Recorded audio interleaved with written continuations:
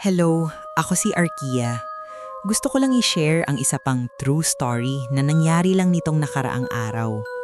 Pumunta kami sa bahay ng pinsan kong si Yani, 8 taong gulang, dahil doon gaganapin ang birthday niya kinagabihan.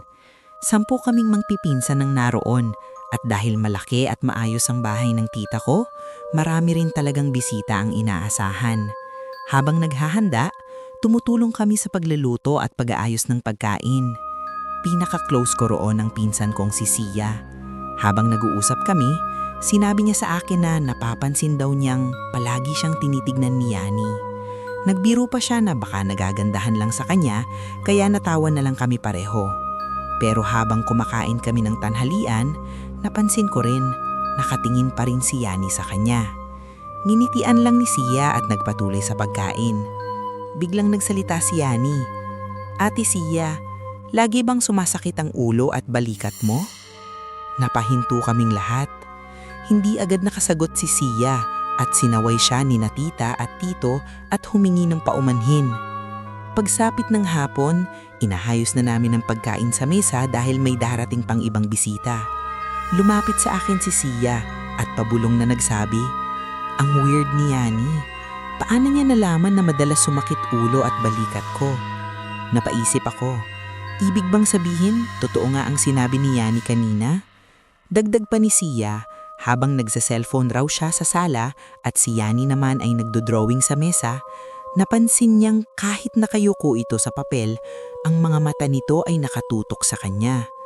Natawa ako at nagbiro na baka siya ang dinidrawing nito at baka raw dapat matuwa siya kahit pinagtatawanan ko pa ang itsura niya.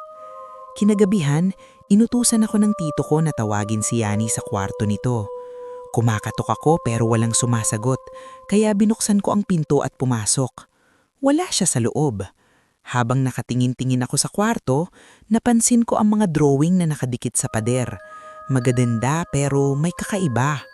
May nakita akong parang drawing book niya at dahil sa curiosity, binuklat ko ito. Napakunot ang noo ko dahil ang laman ay puro kakaibang drawing. Mga babaeng mapuputi, mga maiitim na figura ng tao. Hanggang sa may nakita akong isang drawing na nagpahinto sa akin. Nakasulat doon ang Ate Sia.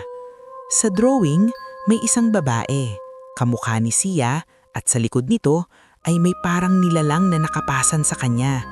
Kagat ang ulo nito. Parang may kumakain sa kanya mula sa likod. Agad kong kinuha ang cellphone ko para picturean at ipakita kay Sia. Pero bago ko pa maitago ang phone ko, may kumalabit sa akin. Paglingon ko, si Yani. "Papakita mo po ba yan kay Ate Sia?" Tanong niya habang diretsyong nakatingin sa akin. "Gusto mo po ba siyang matakot? Baka magalit yung monster." Bigla niyang hinablot ang drawing book at pinunit ang pahina kung saan nakaguhit ang pinsan ko.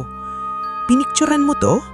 Kapag pinakita mo yan kay Ate Sia, baka lumipat sa'yo yung monster." Dagdag pa niya bago siya lumabas ng kwarto. Sumunod ako sa kanyang palabas. Nakita kong si Sia na kumakain ng spaghetti. Napansin niya na nanginginig ako at namumutla kaya nilapitan niya ako. Pero bigla akong napaatras. Hindi ko maipaniwanag pero ramdam ko na parang may nakatingin sa amin. O baka sa kanya. Buong gabi nilayuan ko si Sia. Natakot ako. Paano kung totoo ang sinabi ni Yani? Paano kung lumipat sa akin ang kung anong nasa likod niya? Selfish na kung selfish, pero mas pinili kong tumahimik. Hanggang ngayon, nasa akin pa rin ang larawan ng drawing na iyon bago ko tuluyang dinilit. At umaasa ako na hindi pa huli ang lahat.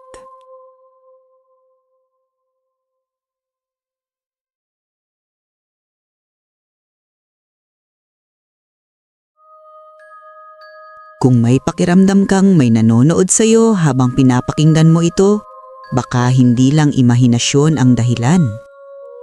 Mag-comment sa ibaba mga habitwin at ibahagi ang inyong kwento. Baka kayo na ang susunod na ma-feature sa aking YouTube channel. Huwag kalimutang mag-like, mag-subscribe at i-hit ang notification bell para sa mas marami pang nakakakilabot na kwento na hango sa totoong pangyayari. Maraming salamat.